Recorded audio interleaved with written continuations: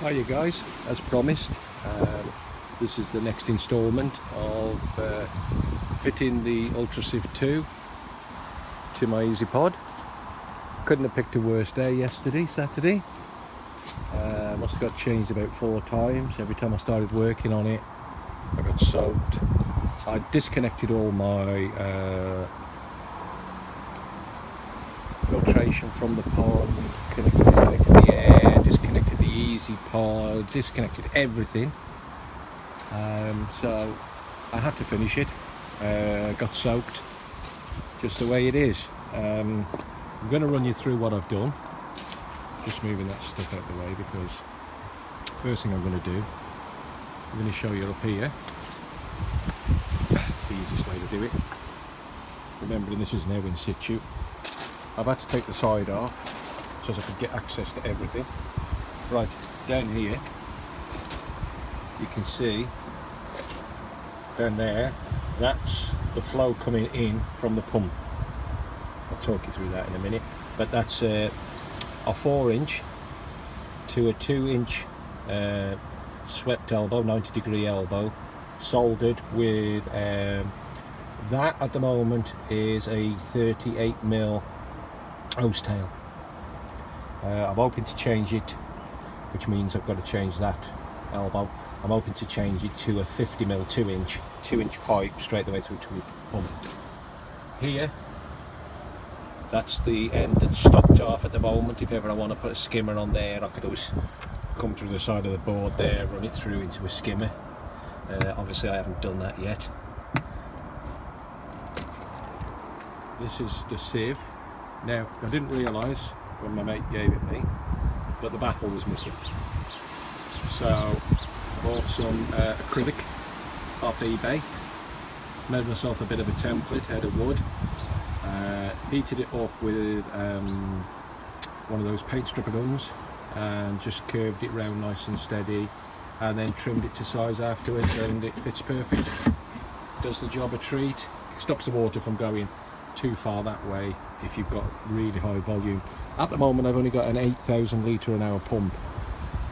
I usually run a 12 because obviously by the time you've come up there a metre, up here a metre, that's 2 metres rise. Then you've got the weight of all this water in here. It's pushing on the pump and it makes the pump work hard.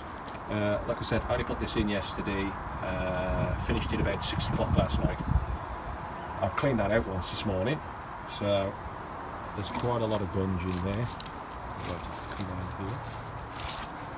Obviously you've seen before all this you haven't seen. This is on there at the moment. It doesn't look pretty. I've got a bit of an issue. I'll explain it to you in a minute. But this is for lifting up, flushing out the waste off there, and it goes out that hole into a bucket, tip it down the drain, no mess. The water that falls through the sieve, if you can imagine that the sieve is at an angle here, the water falls straight through, comes through here, in through this. I've got a tap on here because obviously I need to turn this off when I get in the eazypod, because the eazypod has to stay full, as you guys know. So what I did yesterday to give me a better flow, because I had to keep hiring this, because the eazypod, it's here obviously, and the water's here, and you're relying on gravity and it's not pushing it through quick enough. This needs to go up a little bit higher still yet, so I'm going to take it up another 100mm. We're going to make a complete piece here. I was just trying this out with pieces of wood, chocking it higher. So anyway, so what I did yesterday to help with the flow, I put a rubber boot on here, and I got a 50mm welded hose tail, sorry, and an expander ring, and made it up to the size as it fitted into there to 2-inch, with a slightly bigger ring that goes on in there. So that's coupled into there. I then put 2-inch hose on here, and this is the bit where people were asking when they were saying you can't fit 2-inch to an eazypod. Yes, you can, and I'll show you how you do it. Right guys,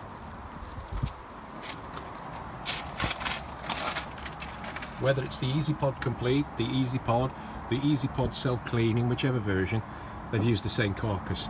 Now that is at the bottom there, and you know yourself, the gate valve is screwed on the bottom.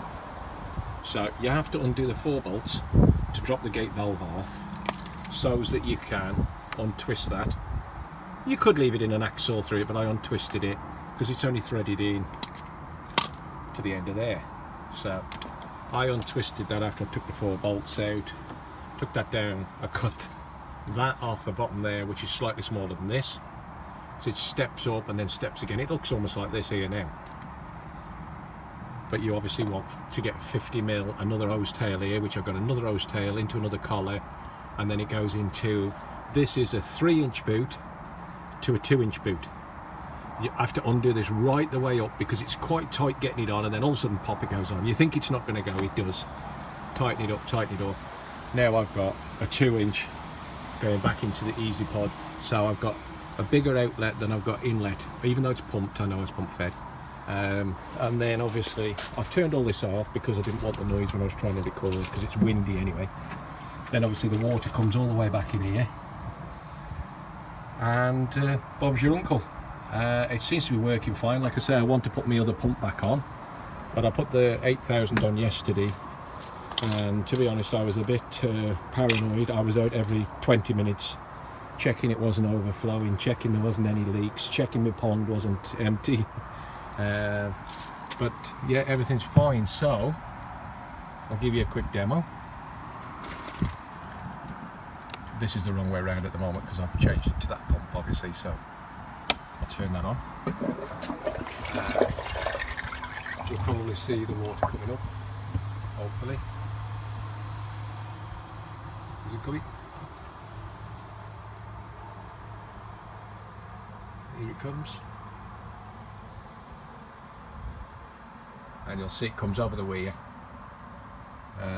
And the floating weir does float, but obviously because I've turned this off to show you guys, you can see all the muck in it, look. Unfortunately I've got some trees here and they've been like seeding. Yeah. At the moment that's only an 8,000 litres an hour, so it's not that bad. As this fills up, that weir, you can see the weir's rising now already. Keep going up, as it's filling up in the sump in the bottom here.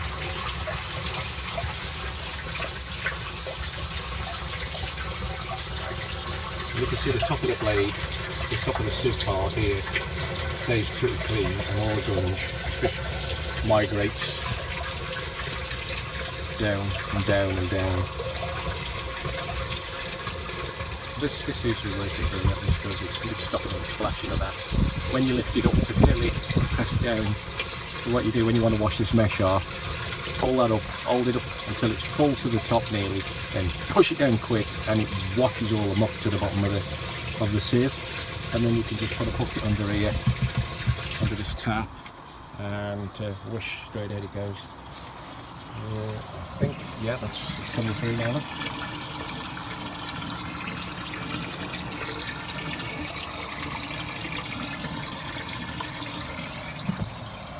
Now that's an 8,000 litres an hour pump. This is supposed to be, when you're using it for koi, you're only supposed to use a 10,000 litre pump. You say 20,000 litres for goldfish and other things, but when you get onto koi it's a 10,000 litre. You can't have it going too fast because obviously it doesn't give it time to filter. But you can see all that, and I cleaned it already this morning. I cleaned it at 11 o'clock, it's now 3. All that was terrible this morning would be in my filter. That's why I'm having to clean my eazypod 2 or 3 times a week. I mean, obviously you don't get anything like that in the winter, but in the summer it's quite bad. I'll show you what I mean with the weir. If you lift the weir off, you'll see it fills up. And then push it down. And it goes, so it's gushed most of the stuff down. Well, you do that a couple of times with a bucket and it's open, washes it straight the way down to the bottom there and out. So that's that, guys. I mean, I've had to do a bit of butchering. I've got to make that better. I'm going to take this back out now. I know it works, but I'm going to take it up another 100mm to give it some more pressure on that water going through there. I want to get my 12,000 litres an hour pump back on, because I've had to take my bottom drain out. That's the retrofit bottom drain that I bought off eBay. I've had to take that out for the moment because I'm just using a pump straight at the bottom of the pool. The water went cloudy with not having any filtration on it. Didn't help with the rain that we had, and also the fish yesterday, believe it or not, were spawning. They were chasing each other around the pool like crazy. They were stirring everything up. But hopefully with this new system, this will soon clear it all up for me. But yeah, I'm off down to Wicks in a minute, see if I can get some more timber. And I'll do another update once I've got that a little bit higher, and show you how it's working with the other pumping. It'll have a higher flow, obviously. So thanks guys, I hope that's been helpful for anybody that's thinking of doing the similar sort of thing. Obviously I'm not perfect. I've probably made some mistakes. I mean, you guys might make mistakes. Post them on here if you see anything that doesn't work for you. If I can help you, I will. Like I say, I'm not an expert, I'm just an hobbyist.